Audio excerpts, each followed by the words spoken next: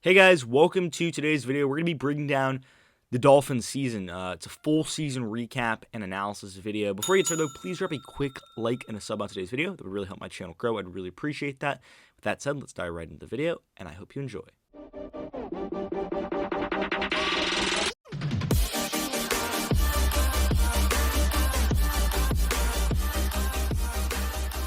So the Miami Dolphins, a little bit of a weird season, and in this video today, we're going to really go over the pros and the cons of the season, and just kind of break this entire season down. A little bit of an odd season. Let's dive in with the first pro, 1-7 to 9-8. This team showed resilience. They showed, some really power football. Towards the end of the season, they had a good running attack at the end of the season. They were able to, really change that defense. I mean, that Ravens game really, started it all. The Texans game that started their winning streak was a sloppy game, and it was really more like the first 8 weeks of the season than the last 8 weeks of the season, or 9 weeks of the season, rather. Remember, it's 17 games, 18 weeks now. So, the Ravens game was really the turning point. Tua came in and did what he had to do. Jacoby Brissett got injured. He got hurt a little bit, and Tua wasn't 100% during that game. Remember, he had something with his finger on his throwing hand that was limiting him for a number of weeks. And then from that, the Dolphins just rattled off the wins. They beat the Ravens, they beat the Panthers, they beat a couple other teams, the Jets twice, and they really put up a ton of big games down the stretch to have a chance to make the playoffs. They went from 1-7 to 9-8. That's the only team in NFL history to win 7 games and lose in 7 games in the same season. So obviously not a good start, but a really good finish, and it really showed some of the talent on this team, and that's a good thing. And now let's go to my number 2 pro. It's going to be Jaylen Waddle. Wow, what a season for him. Picked 6th overall back in the draft, and he was a fantastic selection for this Dolphins offense. I mean, he was exactly what this Dolphins offense needed. They needed a speed receiver that could be, their Jarvis Landry in a way. They were missing that factor of their game, a guy who was a yards after catch king, a guy who could rack up the yards, rack up the catches, create separation. Jaylen Waddle was in the top 10 in the NFL in yards of separation at the catch point, and he was super talented. Obviously, rookie record for receptions, with 104 receptions, beating the previous one of, I think it was 101 by Anquan Boldin. So that was really impressive. But more importantly, he was crowned the team MVP by Dan Marino. So that's another thing. I mean, Jaylen Waddle was the guy for this Dolphins offense. When he was in there with Tua, that connection was really special. And Waddle had a couple really nice games this year against the Jags. He had 2 touchdowns, 70 yards, a ton of catches. But he was always around those 8, 9, 10 catches a game. Really big guy on third down for this Dolphins offense, and he was really, the difference maker on this offensive side of the football that really, allowed them to move the ball through the air and allowed Tua to be efficient and effective. So he was a really good pick, really good job by Chris Grier going out and getting Waddle and, doing a little bit of work to get him, moved back all the way down to 12, moved up to 6 to grab him with the Eagles and the 49ers, all those trades. So, Waddle was the right pick. And I guess kind of to adding to that, number 3 pro, the rookies. I think overall the Dolphins did a fantastic job with their top selections, other than Liam Eichenberg. So I'd say their first 3 selections with Waddle, obviously we've discussed, but also Jaelen Phillips and Jevon Holland. Both were fantastic. Phillips was the number 2 guy on the Dolphins in sacks, behind Emmanuel Ogbah, I'm pretty sure. But Phillips was really good, and he had a couple stretch of games where he was just dominant. He had 8.5 sacks, tied for 28th in the NFL, which if you look at it, it's like, okay, 28th in the NFL, not great. But 8.5 sacks in a rookie season, really impressive stuff. And to be honest, coming into the draft, or actually coming out of the draft, I wasn't too sold on Waddle as the first pick and Phillips as the second pick. I thought that the Dolphins should have gone after Devontae Smith personally and Najee Harris. But I actually ended up loving what the Dolphins did. And I don't know if I would have preferred Najee Harris over Jaelen Phillips, but if Phillips can continue to have those 8.5 pass sacks per year for the next couple of years, I mean, that's going to be really big. A guy to really get that defensive line going, especially if Emmanuel Ogbah stays around for a little bit longer. I think that pass rush could be really scary, especially as Jaelen Phillips gets better and better. But I thought Jevon Holland was arguably a better pick, and he's become a star in the NFL. He was establishing himself as a star this season, but his open field tackles. The only knock on him this season that I really saw was sometimes he took the wrong angles to tackle. But overall, I mean, the speed was there, the ability to ball hawk was there, like he had at Oregon. He went after the quarterback, was a pass rusher, was able to stop the run, was all over the field, and that's exactly what the Dolphins did. So fantastic job by this Dolphins GM and Chris Grier, who's staying around even if Brian Flores is left, in getting the right guys to really build this team around. Waddle was fantastic. Phillips was really, really good, and Holland is going to be a superstar at the safety position, exactly what the Dolphins needed in the back end of the secondary. And now another pro was the defense, and I know Brian Flores is gone, and that makes this whole positive about the defense. But if this defense next year is able to be just as aggressive and have that same mindset of just attack mentality, then it's going to be really, really promising, because the first couple weeks, first 10 weeks, Brian Flores and Josh Boyer, they tried to do something different.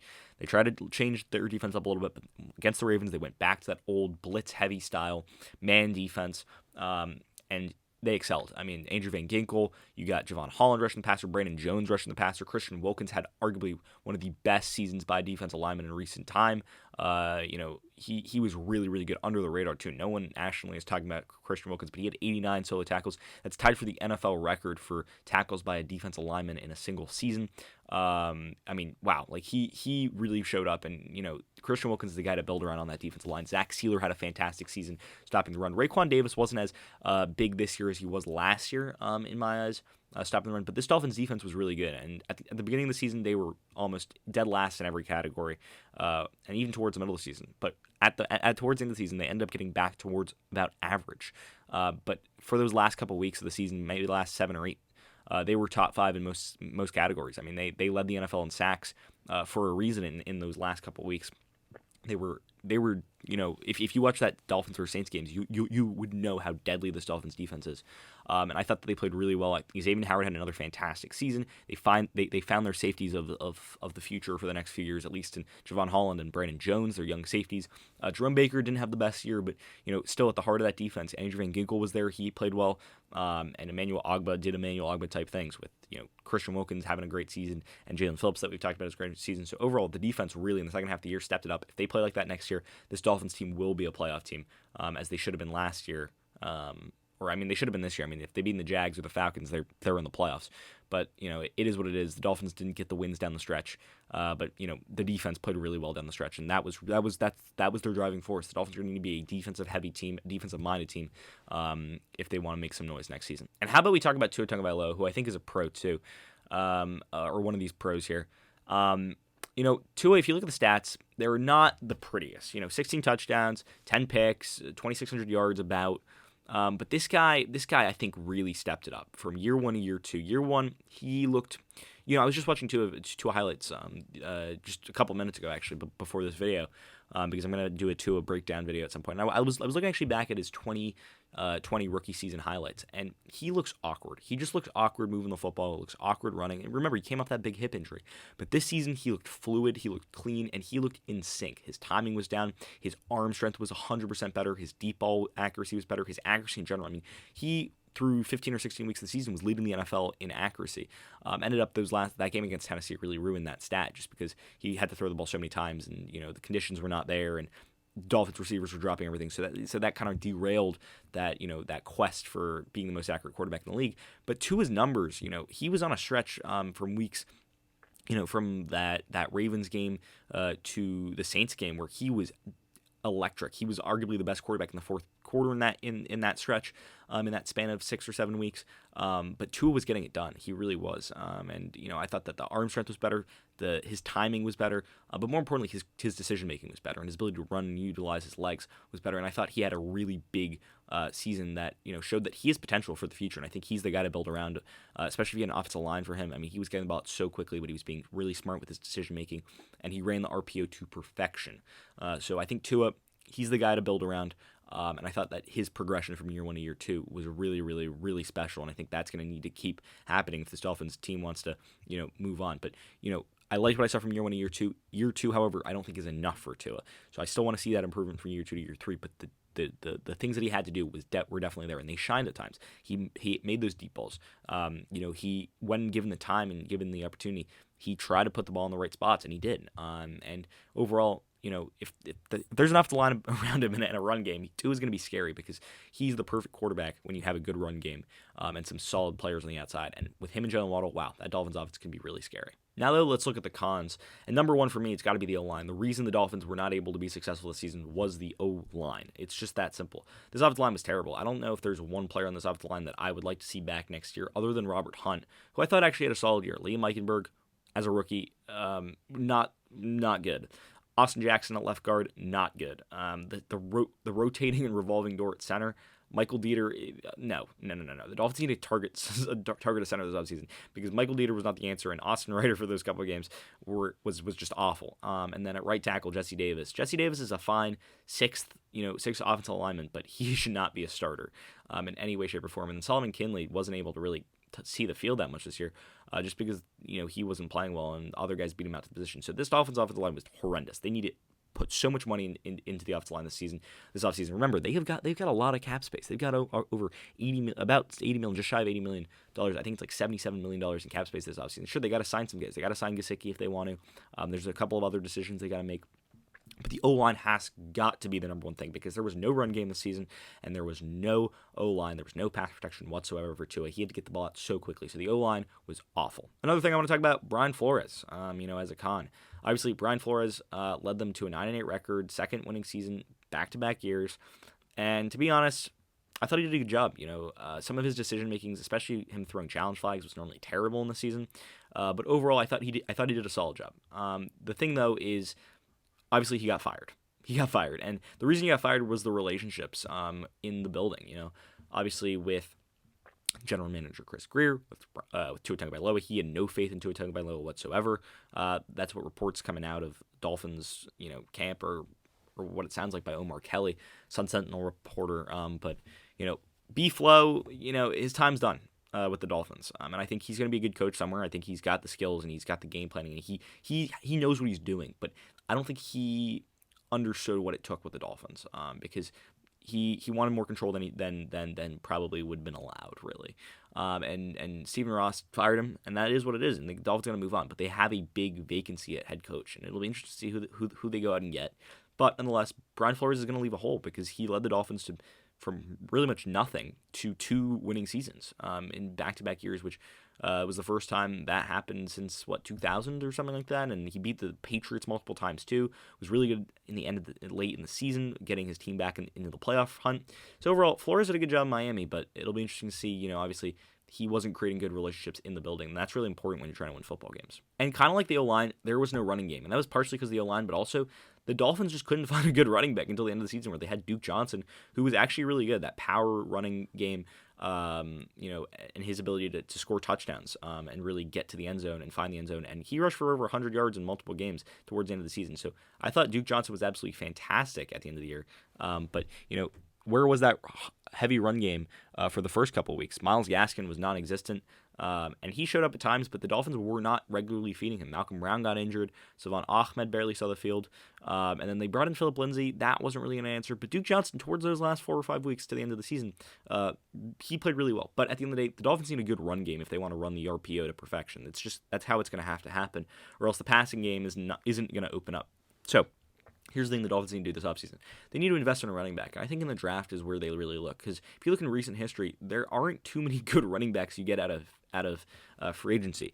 Really, the running backs you get out of free agency are running backs that are, teams that don't really want the guy. And that's because the best running backs in the league, they get re-signed. Look at Dalvin Cook, look at Zeke, look at, the guys of that comparison, like Christian McCaffrey. Like, they're not going to get to free agency, and those are the only running backs that you're going to get. So running backs that are good typically stick around with their team. So you get a running back in the draft. So I look for the Dolphins to target a running back probably in the second round of the draft.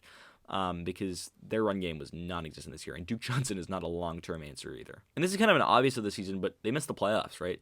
And they missed the playoffs because they got off to a slow start, and the Dolphins need to start quickly next year, right? They started off pretty slowly 2 years ago, and missed the playoffs because they went 10-6. This year they go 9-8 and miss the playoffs.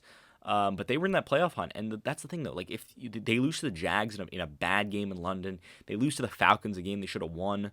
And there were a couple other games in those first couple of weeks where they got slammed a couple times that they should have won. They were in that game in Buffalo, so there were a couple games here and there that they really had an opportunity in, and they really needed one more win. Because if they had gone 10-7, I think that they would have actually made the playoffs, or maybe not. Actually, it depends on how the last week went out.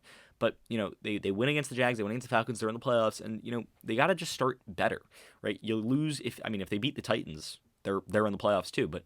It is what it is. It happens. These kind of things happen. But the Dolphins they need to start better, right? And it's really about setting that tone early in the year, because they didn't set that tone early in the year. They went 1-7, then they moved to 9-8, and they had to win 9 straight games to make the playoffs, and that's just not really feasible. Sure, they won 8 of their last 9, which is really impressive, but they didn't win 9 straight. So they fell a game short once again, year after year, just like they did 2 years ago when they lost to Buffalo in the last week of the season, heartbreaker. So this is kind of a common trend, and I'm sick of it as a Dolphins fan, but that's another, con of the season. And finally, my last con is going to be Jason Sanders. And Jason Sanders was signed to a pretty big contract, at least for a kicker, coming into the season on an extension, and he just didn't perform up to his normal level. Missed a ton of kicks, was not as accurate as he's been, or clutch as he's been in recent history. Really, really struggled. And remember, during the 2020 to 2021 season, which was last year, so not this season, but the year before, Jason Sanders was automatic. I mean, this guy was on he was on a run. He really was on a run.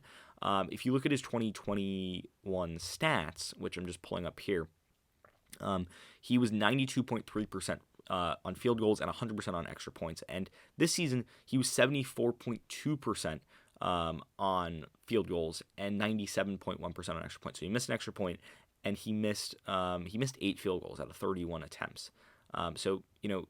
Yeah. And the season before, he missed 3 field goals on 39 attempts. So he attempted less field goals and missed more field goals, and by a considerable amount too. So, that kind of worries me. All his stats, I mean, it was his worst season, not just in recent history, but arguably in his career, in his 4-year career.